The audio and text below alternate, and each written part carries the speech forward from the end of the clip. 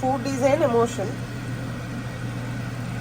ఆ ఎమోషన్ని చేసేటప్పుడు మీరు చాలా అంటే ఏదో నామకే వస్తే చేస్తున్నాము, ఏదో ఇంట్లో ఏదో వాళ్ళ మీద ఏదో కోపం ఉంది, ఆ కోపం ఇంట్లో I don't want to listen I don't want అంటే ఎవరి మీదో కోపం, ఎవరి మీదో చికాకు, లేకపోతే ఏదో సీరియల్ టీవీ సీరియల్లో ఏదో గొడవ, లేకపోతే మీకు నచ్చిన సినిమాలో ఏదో.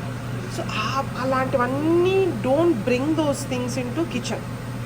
Okay, kitchen is almost as equal as your prayers room.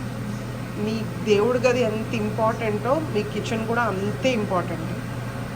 Okay, so మీరు మాట్లాడే ప్రతి మాట మీ మీ మీరు తినే ఫుడ్లోకి వెళ్తుంది.